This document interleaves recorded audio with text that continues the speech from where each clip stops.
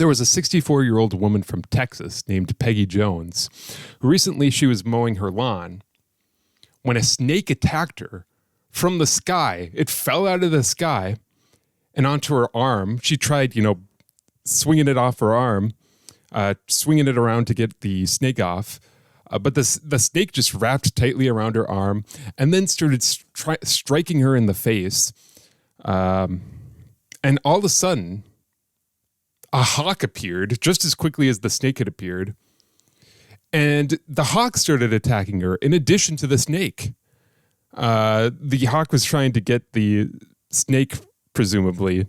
Presumably what happened is that the hawk had previously caught the snake on the ground. And while the hawk was flying away with the snake somehow wriggled free from the hawk's grasp, and it fell back to the earth onto Peggy Jones. The hawk must have then attacked Jones in an attempt to regain its prey. The hawk came at Jones at least 4 times before finally being able to grab hold of the snake and then flying away.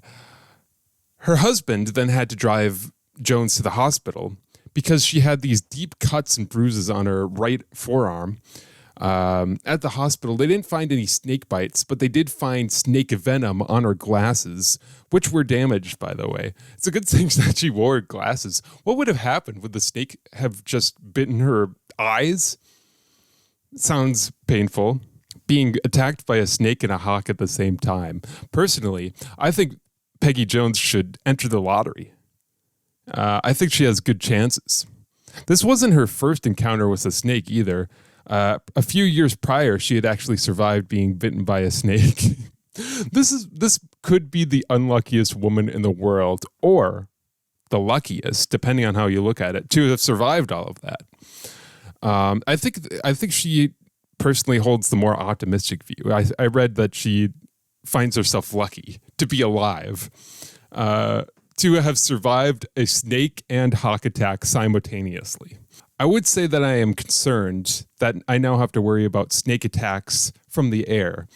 But actually, I have previously done videos about those snakes that could fly, that like jump between trees. They're not like technically flying. They're like gliding squirrels. The paradise tree snake. But those are only in like southeastern Asia. So I thought it was fine, I guess. I never thought about the possibility that a hawk could just drop a snake onto me and then attack me. A 74-year-old Italian man recently died after being crushed to death by thousands of cheese wheels in a cheese factory that he owned. There was this room for aging Grana Padano, a Parmesan-style hard cheese that's popular in Italy. This room held thousands of wheels of cheese that were aging, each weighing about 20 kilograms. Now, the factory had a machine that cleaned and rotated each wheel of cheese on its own, but occasionally there would be a problem with the machine that required a human to fix, right? And this man and his son had just finished fixing one of these problems. The son had just left the warehouse, leaving his father behind, when he heard a massive noise. The son turned around and saw thousands of wheels of cheese on the floor. One of the shelves holding the cheese wheels had likely given way and somehow created a domino effect, sending the thousands of cheese wheels to the ground and thousands of pounds of cheese on top of the old man. The fire brigade was called immediately, but the cheese wheels had to be removed one at a time. And as a result, it took more than 11 hours to just find his body. Jesus. That's an unfortunate way to die, being crushed to death by cheese in your own factory. I've actually found this story interesting because I myself was almost crushed by cheese back when I worked as a grocery store stocker. The dairy cooler on the sales floor stopped working. So all of the shelf cheese had to cram into the back cooler. But oh no, where was the new cheese shipment to go? I guess they rented a refrigerated truck trailer, just the trailer, and attached it to the truck port and receiving. And by the end of my shift, the coolers had come back online, but most of the cheese had been reshelved. But there was one lonely pallet full of cheese left in the trailer. And I was asked to wrangle it into the back cooler, which is something that I had never done before. It was terrifying because this trailer was at like this extreme uphill slant. I didn't know this at the time, but normally it was a 2-person job to unload this particular trailer. One to steer like the pallet jack, and another to stand below the cheese tower and hold it to make sure that it didn't just start speeding out of control. But it was just me facing this dairy dilemma. So I jacked to the pallet, and it starts, getting pulled down by the force of gravity. And then it starts getting faster, and then it starts going very fast. And that's when I realized that I'm standing beneath a very fast-moving tower of several hundred pounds of cheese that I had very little control of. As soon I managed to, make it out of the trailer, and I dove out of the way of the pallet. It goes flying past, keeps going until it hits like this conveyor belt. And it was fine. Nothing was damaged, including me. But that's the time I almost died, probably. But I was looking online if anybody else had been crushed by cheese before. I did find one article from back in 2013. A 32-year-old worker in Dublin, Ireland, was crushed by 40 tons of cheese after approaching another worker operating a forklift that he had not been properly trained to use. And they were in this, storeroom full of cheese. A shelf collapsed somehow, either because maybe the forklift had some sort of impact with one of the shelves, or maybe the shelves just had too much weight on them and they just buckled. The forklift driver was able to escape. The man that had approached the forklift, right? Because there was another man that had came and approached the forklift driver. I think he was asking about the forklift driver's, if he had taken his break or something. He was killed after tons of cheese had fallen on him. Forklifts are terrifying, and frankly, so is cheese, now that I know this. Recently, Somalia has suspended a sports official after a woman was allowed to compete in the 100-meter dash at the World University Games in China.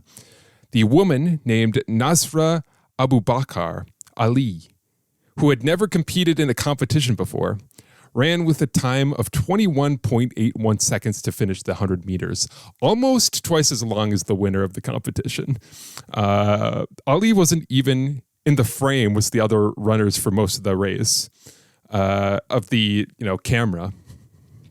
A chairwoman of the Somali Athletic Federation named Kadjo Aden Dahir, that's how I'm pronouncing it, was accused of abusing her powers. She's not a great person. I don't need to pronounce her name correctly. She was accused of abusing her power and defaming Somalia by allowing Ali to race, and is facing legal action for the falsification of a sports group named the Somali University Sports Association, which an investigation found is not a real organization. It was just created for reasons that are unclear to me, to get Ali to compete. They were saying that the Association of Somali Universities, which is a real organization, said in a statement that it did not send any runners to compete in the event. The connection between Dahir and Ali is unclear, but from what I've read, it seems that nepotism is suspected between the two. This is not the first time that this type of scandal has affected Somalia either. In 2016 at the Rio Olympics, Marian New Muse ran a time of 1 minute, 10 seconds, 0.14 in the 400 meters. The average time is about 48 seconds at the Olympic level. And in the 2011 London Olympics. Zazam Mohammed Farah had a time of 1 minute and 28 seconds, 0.48 for the 400 meters, about 30 seconds behind the winner. This story is just me butchering Somali names. I'm sorry. It is also worth noting that female athletes are sometimes subjected to death threats from people who believe that women should not compete in sports. I personally feel like Somalia probably has enough to worry about, where women in sports should be a pretty low concern. But this is crazy. I might become a fan of Somalian women's sports just because of the insanity you have to appreciate. 2 years ago, around 30 trees were planted in East Portland, and now they're all dead because the city of Portland forgot to water them. The government had contracted with a firm to water all of the trees, but the contract expired last March, and the Portland Bureau of Transportation, which is in charge with the trees, just didn't water any of the trees. The spokesperson for PBOT, the Public Bureau of Transportation, said, "We only trim trees for visibility and clear brush.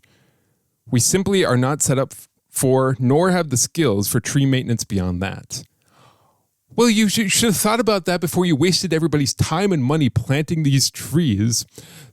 Why didn't they just extend the contractor's contract or get a new company to water the trees? The trees were planted in part to fight a phenomenon called urban heat island.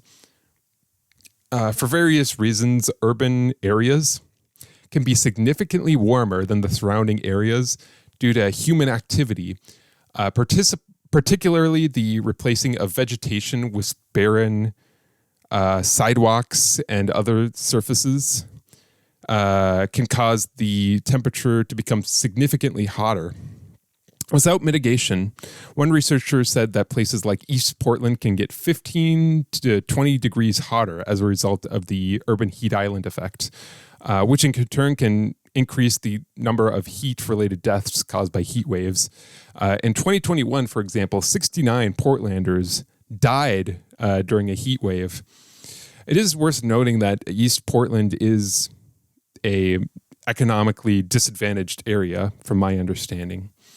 I did see an interview with a resident that said that if it was a more affluent part of Portland, that they wouldn't have forgot to water the trees. And sadly, that's probably true.